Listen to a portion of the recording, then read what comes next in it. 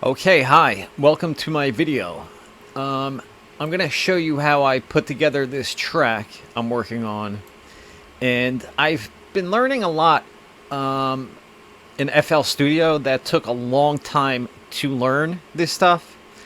And like for the first 10 years that I was using the program, I never learned how to score in FL Studio.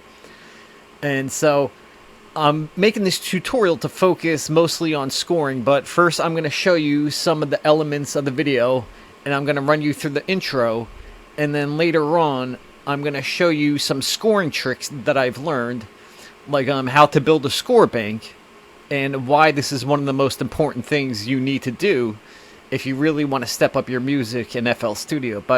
So this is a track I'm working on, and I would say my inspirations would have to be Sean Tyas, Daniel Condi, Simon Patterson. Those are three of my favorite artists.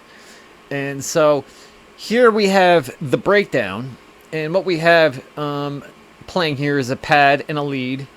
And let me just show you what the pad sounds like. So we have the pad up here. And this is using Nexus. And so I have become obsessed with how I score in the piano roll. Because you could have the best samples in the world, but if you don't understand how to score, it's the most important thing I've learned, and it took me a long time to learn. So here's the pad, and let me play this pad for you.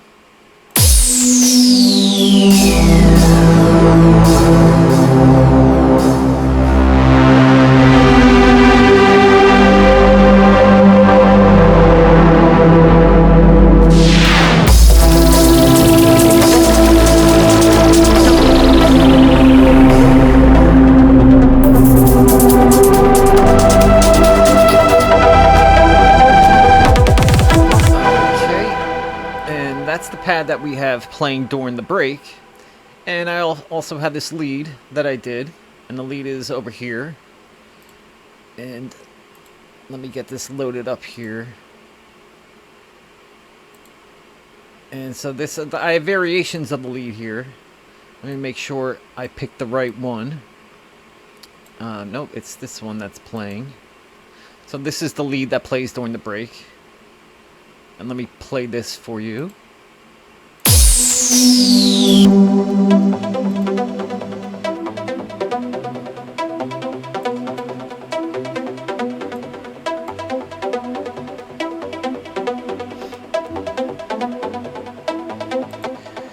And it's just a simple lead that I made with Silent.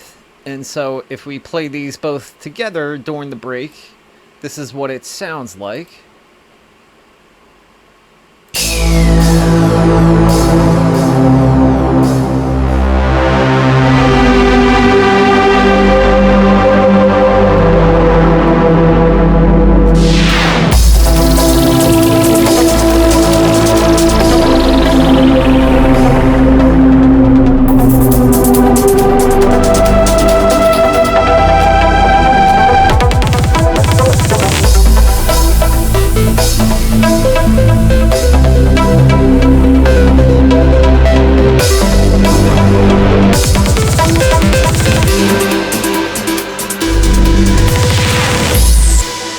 Okay, so that's the break, and I'm not going to play the whole track. But let's go back to the intro here. So that's the pad that I was working on, and so I took that pad and I made a different version of that pad.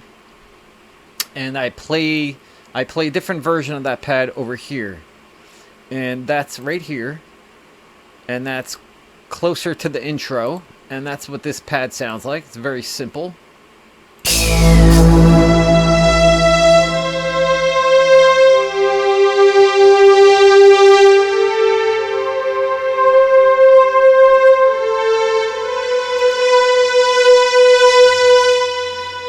And that plays that side chain when it's playing.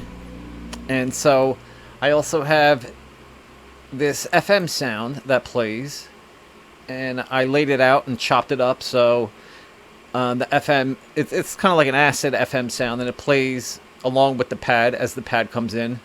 And I'll play this briefly.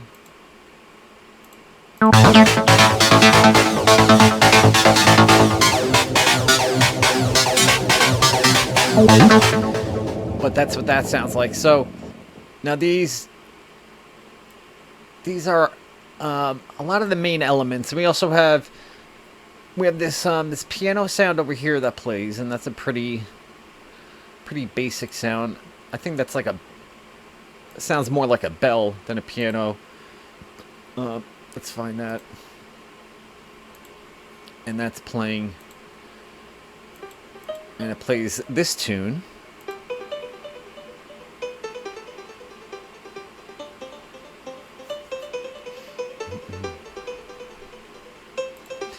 And so we're not going to play the whole thing. But so let's go back to this intro now. So this is the intro. And in the intro, I have my kick drum, which sounds like this. And the kick drum is just made with silent, and then I have a little splash of noise for the transient. And then we have the mid bass, which sounds like this. And it's just playing in the middle of the beat.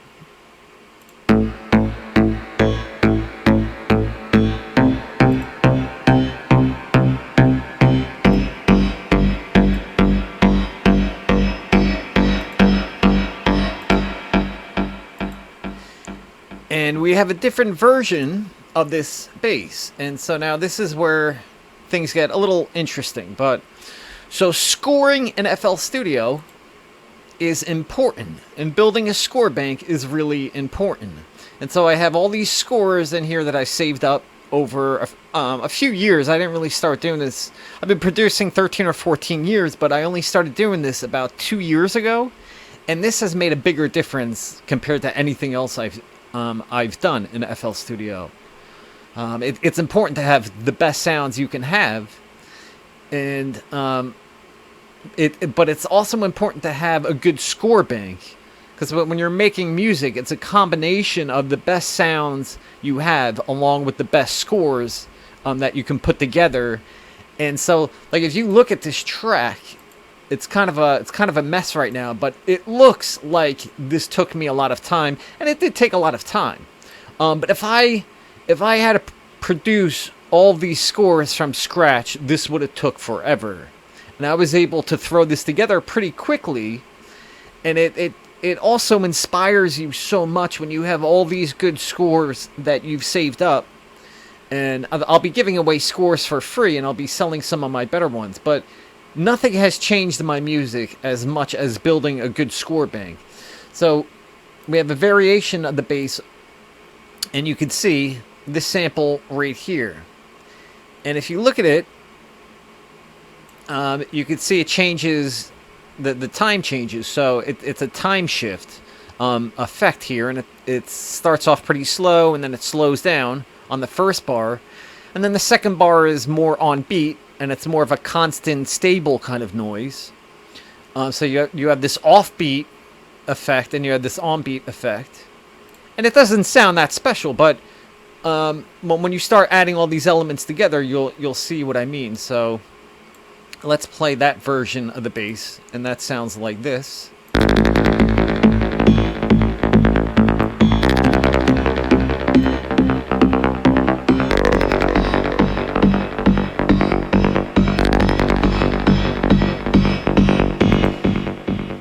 And so what you have happening there is you have two main basses, and you have one bass that is changing the timing, and that bass is playing on top of the mid bass that just hits in the middle. So you have this constant pulsing bass, and then you have the second bass that's changing in the timing.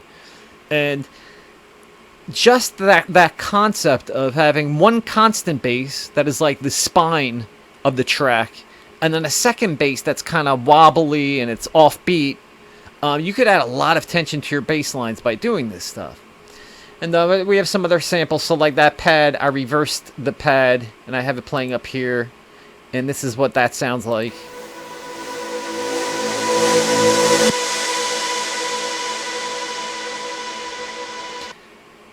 And I have a ride It's a cymbal effect that plays for 8 bars, and like this is again this I take all these from my score files, and then I'll change like the pitch and I'll layer them together, and you can get all kinds of interesting sounds here. But I basically have 2 cymbals that are playing, and one of them is pitching up on the last 4 bars, the other is pitching down on the last 4 bars, and this is what that sounds like.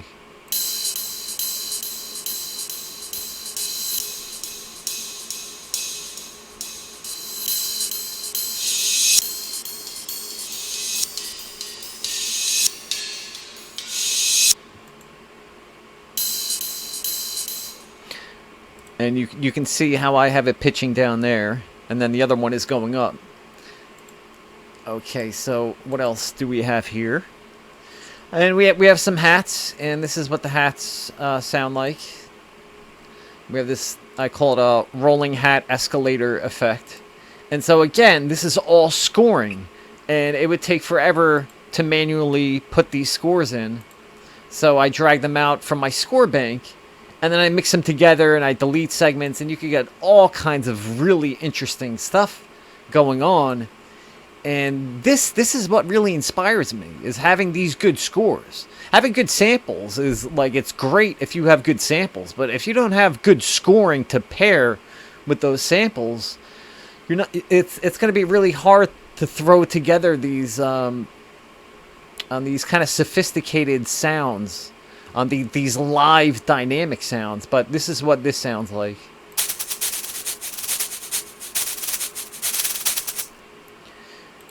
And then I have variations. I have an open hat here, and I make variations for a lot of things, but this is the open hat I have here. And so for this, I have one open hat, kind of goes up a little bit, comes down a little bit. I have another hat that just plays, you know, mostly on the first bar, comes up a bit, drops down a little bit. And then I have another hat that goes down and comes back up. So the first one goes up a bit, comes back down. The last one goes down, comes back up. And then we have a middle one that plays mostly on the first bar. And it just gives you an interesting sound. And, you know, I wouldn't be able to do this stuff if I didn't have my score bank. So this is what this sounds like.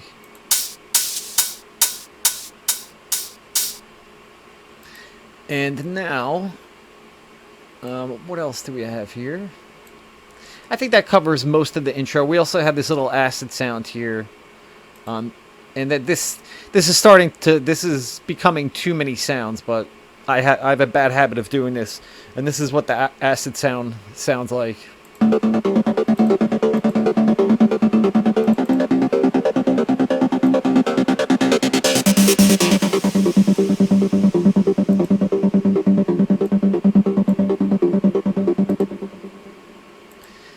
Okay, and so let's play this. We're going to do more videos covering as the track goes along, but this is the intro, and let me play the intro to show you what this sounds like now. And so let's get this started.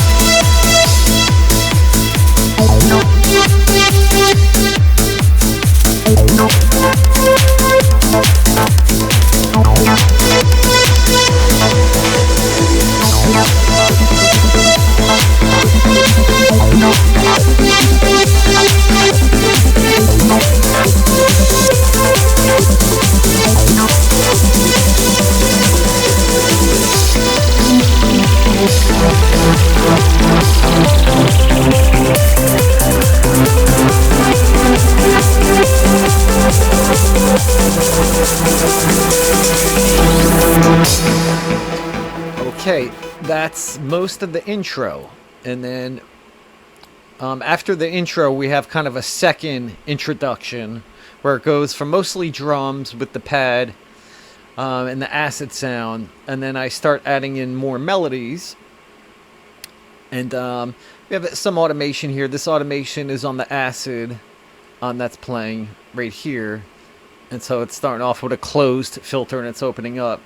But I'm going to cover these on my next few videos. And I have a lot of tracks saved that I'm going to do tutorials for. And I'm going to be giving away free score files, because these score files take a long time to put together, but they add so much dynamics to your music. And I just have to say, like, I was producing in FL Studio. The first 10 years, my music sounded like trash. And now I don't know what my music really sounds like now. It doesn't sound anything like Sean Tyas or Simon Patterson. And I have to get some better sounds. And I have to mix my tracks a little better. But my tracks are sounding more professional. And what has helped me a lot is learning how to score. And most importantly, building the score bank. But I'll be covering that in later videos. And I'll be doing live streams in the future where I show people how I build my scores and mix them together and build beats. But I want to keep this simple for now. If you liked this video, please subscribe and come back for more videos. And thanks for watching. All right, take care. Bye-bye.